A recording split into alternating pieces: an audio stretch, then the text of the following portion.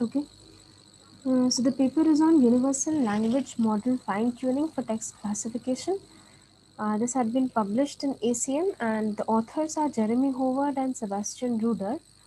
And yeah, so just let's start with the abstract first. The abstract says that inductive transfer learning has greatly impacted computer vision, but existing approaches in NLP still require task specific modifications and training from scratch.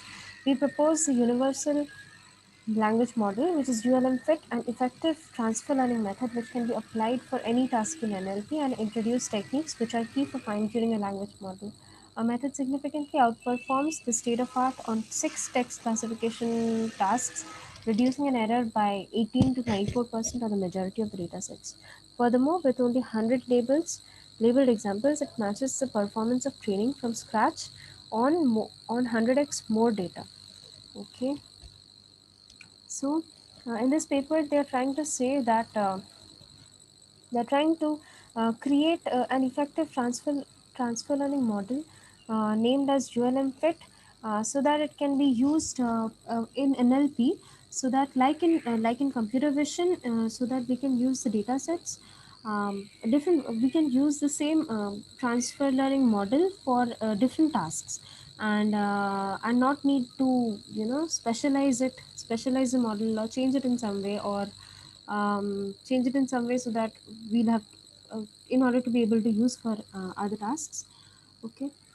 So let's now come to the introduction part. I'll leave for now. Contributions. Okay. Okay, see, so this is on fine tuning. So related work includes fine tuning. They have used fine tuning. Your fine tuning has been used to successfully transfer between similar tasks. Okay, for distantly supervised sentiment analysis or empty domains, that has been shown to fail between unrelated ones. Also, fine tune a language model, but overfit with 10K labeled examples and require millions of in-domain documents for good performance.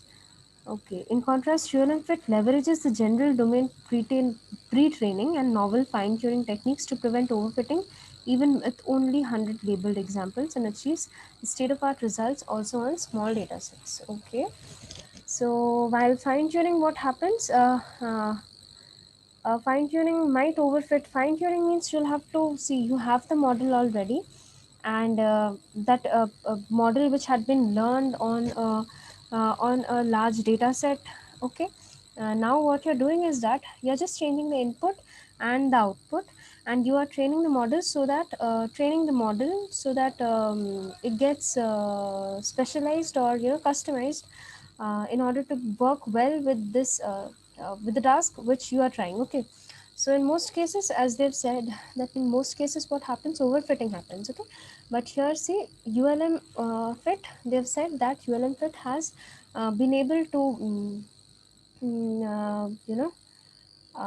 overcome this limitation by not even overfitting with only 100 labeled examples. Okay. To prevent overfitting even with only 100 labeled examples. Okay. Okay. So what happens is that, what is overfitting? See, there is you have this great if you have the if you have a large variation of the data set, then there will be variations, and overfitting won't be that much. But when there are only a few examples, a model gets trained to see only those few examples, and so there are high chances of overfitting, which this model ULM fit is trying to leverage. Okay. So let's now come to what ULM model fine tuning actually is. Okay. So mm, we are interested in most. Okay, let's come over here. Okay, topic number 3 here. Okay. So we are interested in the most general inductive transfer learning setting for NLP. Okay, given a static source task TS and any target task TT, with a source not equals to target, we would, okay, target task, okay, that's a static source task and a target task. We would like to improve the performance on the target task.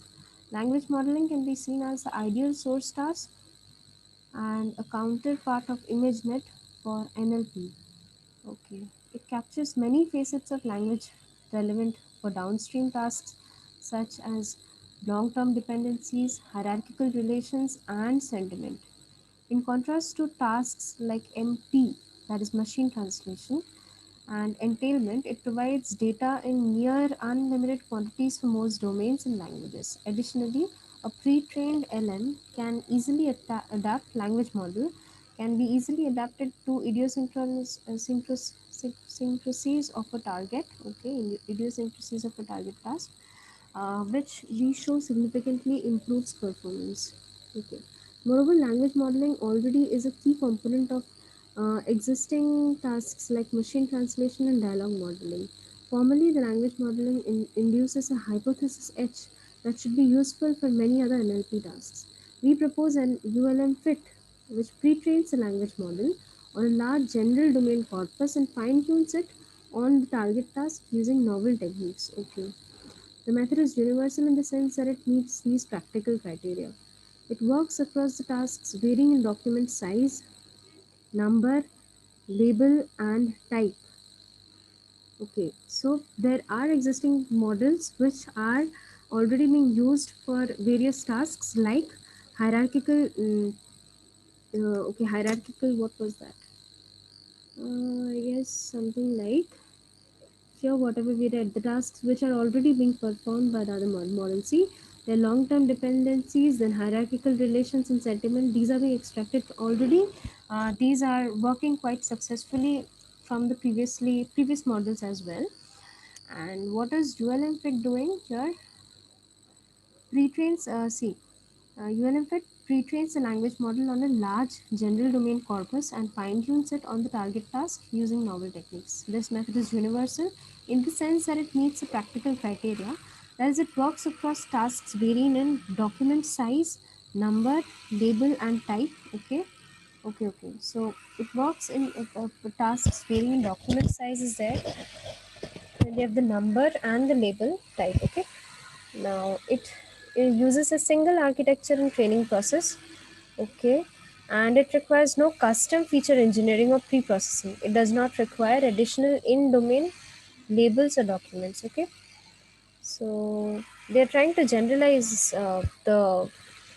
these as much as possible so that one transfer learning method can be used for many tasks. Okay, without needing to pre-process the data according to how your transfer learning model is working or not. Okay, so in our experiments we use the state-of-art model AWD LSTM and a regular LSTM. Okay, shortcut connections or other sophisticated additions with various tuned dropout hyperparameters. Analogous to computer vision, we expect the downstream performance can be improved by using high performance language models in the future. Okay, unlike we expect can be improved using higher performance language models in the future. Okay, like computer vision. Okay, UNMFIT consists of the following steps, which we show: general domain language model pre-training, then target task LM fine-tuning, language model fine-tuning, and target task classifier fine-tuning.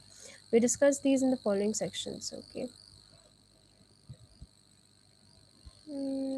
So it's in this page itself. General domain LM pre-training. What is it? An ImageNet like corpus for language should be large and capture general properties of the language. We pre-train the language model on Wikitext 103 consisting of 28,595 processed Wikipedia articles and 103 million words. Okay. Pre-training is the most beneficial for tasks with small datasets and enables generalization with 100 labeled examples.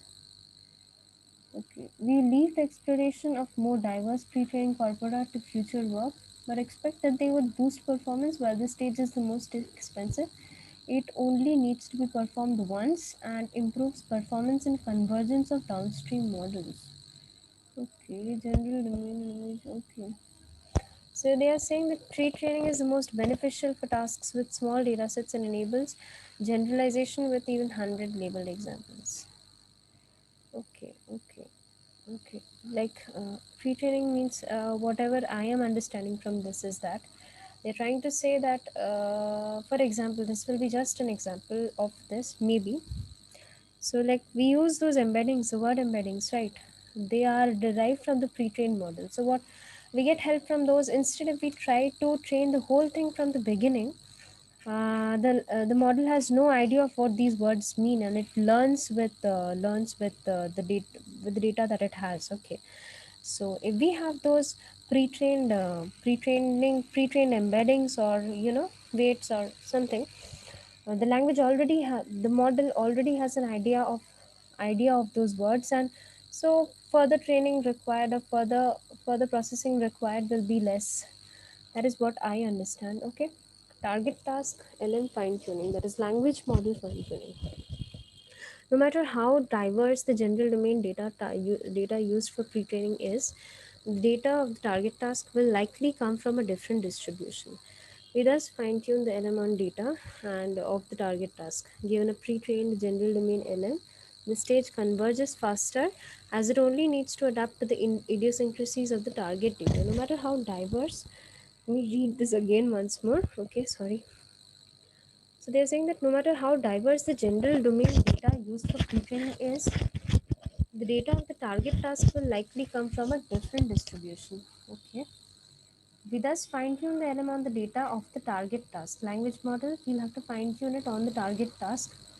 Okay, given a pre-trained general domain LM, this stage converges faster, as it only needs to adapt to the idiosyncrasies of the target data. See, they're saying that a pre-training is required, and the language model, the target task, whatever for the target task, the pre-trained, the language model fine-tuning is required only. That means they are fine-tuning the model only with the target task or the target data. They are saying that. Okay, target task, which basically means the target data that they have with themselves. Okay, so given a pre-trained general domain language model, this stage converges faster, as it requires only to adapt, as it needs only to adapt to the idiosyncrasies of the target data. It allows us to train a robust language model even for small data sets. We propose discriminative fine-tuning and slanted fine uh, triangular, okay, learning rates for fine tuning the LM, that is language model, which we introduce in the following. So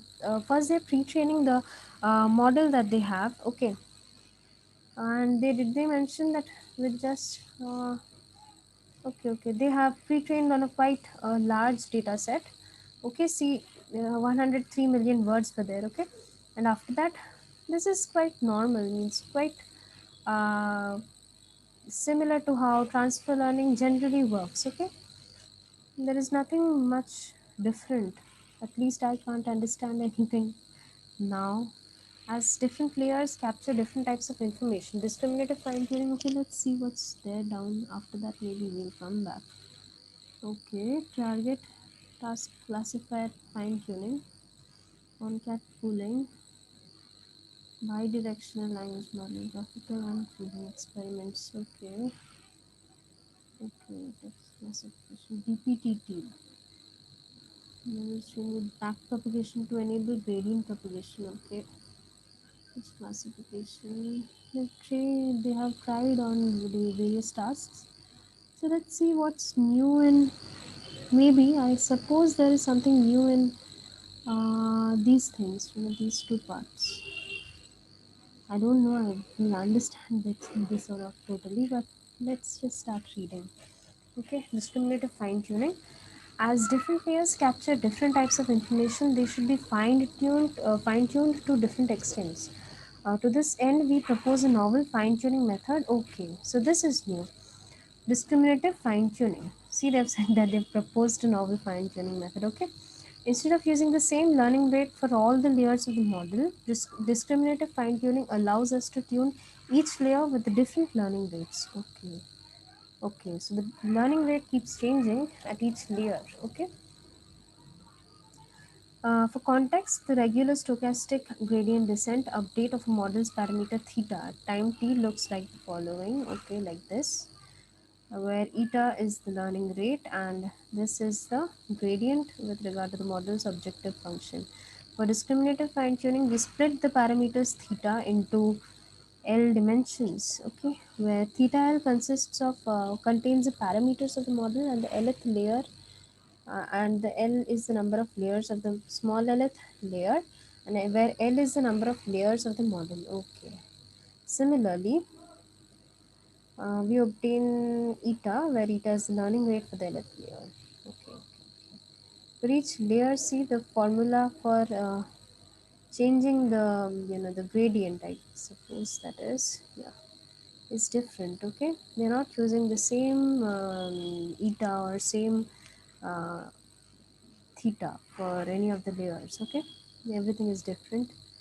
So they have tried it and may have and they may have found something that helps, or maybe the model has to learn these themselves. That too may be the case. I think the model only has to learn. Okay, see, and using we empirically found it to work well to first choosing the learning rate NL of the last layer by fine tuning only the last layer and using NL minus 1, L minus 1 is equal to NL by 2.6 as the learning rate for lower layers. Okay, they have decided it using this formula, and it they found this to work good. Okay, that is how they found that out. Okay, now slanted triangular learning rates. Okay, triangular learning rates. For adapting its parameters to task-specific features, we would like to model quick converge to suitable region of the parameter space in the beginning of training and then refine its parameters. Okay, first they will try for convergence, a quick rough convergence, and then they will refine it better. Okay, so using the same learning rate or annealed learning rate throughout the training is not the best way to achieve this behavior. Instead, we propose slanted triangular learning rates, which first linearly increases the learning rate and then linearly decays it along to the following update required, which can be seen. Okay. So it first linearly increases the learning rate. Okay, learning rate means initially it is learning faster and later it decreases the learning rate, which means that it's uh, it's learning the small variations. It's trying to capture the small variations or trying to perfect it. Okay, so first roughly they are trying to converge it, and then they are trying to perfect it. Okay, that's how it's working, I guess. Yeah, not going into the details of it. Target task classifier fine tuning. Finally, for fine tuning the classifier, we augment the pre-trained language model with two additional linear blocks. Following the standard practice for CV classifiers, each block uses a batch normalization and dropout with ReLU activations for intermediate layer and a softmax. Okay, they have described the model that they have used in quite simple words. We can do this. Okay, and note that the parameters in these task specific classification layers are only the ones which are learned from scratch. Okay, the first linear layer takes as input the pooled last hidden layer states. Pooled last layer hidden states. Okay, first linear layer takes the input of the pooled last layer hidden states. Concat pooling, the signal in the text classification is often contained in a few words which may occur anywhere in the document. As input document can contain hundreds of words, information may get lost if we only consider the last hidden state of the model. For this reason, we concatenate the hidden layer at the last time step HT of the document with both the max pooled and mean pooled representation of the hidden layers over as many steps as possible. Fine tuning, okay. Concatenating the hidden layers, I think, means they're not just considering the hidden layer from the last, only the last layer. They're considering it from all the layers so that the information can be held. Okay, gradual unfreezing. Rather than fine tuning all the layers at once, which risks a catastrophic forgetting, we propose to gradually unfreeze the model starting from last layer as this contains the least general knowledge. We first unfreeze the last layer and fine tune all the frozen layers for one epoch.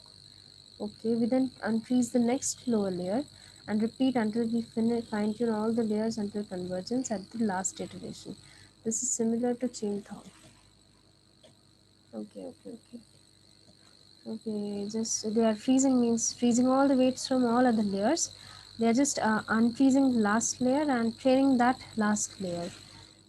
last layer waits, and then the second last layer, and then slowly they are unfreezing all of them. Okay. While discriminative fine-tuning, standard triangular learning rates, and gradual unfreezing, all are beneficial on their own. We show in section 5 that they complement each other and enable our model to perform well across diverse data sets. Okay. They not only are helping in perfecting the model or making it more task specific, but also since they are complementing each other, so they are also keeping a balance. Okay. BPTT for text classification. What's this now? Okay. Okay. Language models are trained with backpropagation through time to enable gradient propagation for large input sequences. Okay.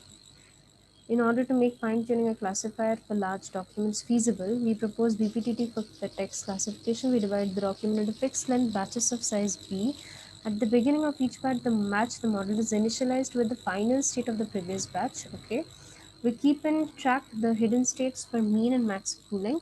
The gradients are backpropagated to the batches whose hidden states contributed to the final prediction. In the practice, we use variable length backpropagation sequences. Okay. Means backpropagation through time they are using. Bidirectional language models means they're training on both the sides. Okay. Just roughly going over the paper. Okay, so the results that they have achieved. Hmm. Let's see.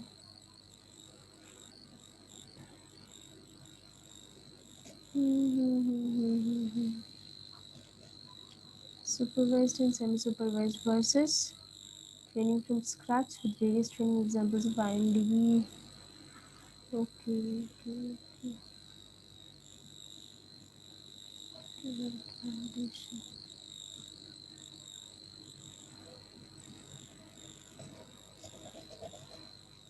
The ULM fit you see here, if you can see this, okay. From scratch, okay, sorry, this one. This one is from scratch. They are, this one, the blue line which you're seeing, that has been done from scratch, ULM fit, supervised, and the green one is semi-supervised, okay. And what are those? That is validation error rate, okay. And versus training from scratch with various different players examples. Okay. So from scratch, what happens? There are the delay rate of decrease of error of ULM fit is quite low. Okay, for all the cases, IMDb, Trek 6 and AG, for all the cases, the loss is quite, yes, the loss decreases with time, and the ULM fit works really well, as we can see. Okay. Mm-hmm.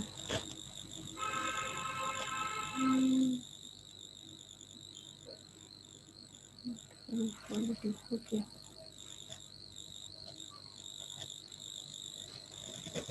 Okay, that's the main idea of the paper. Yeah, so I'll leave it now. Okay, bye bye.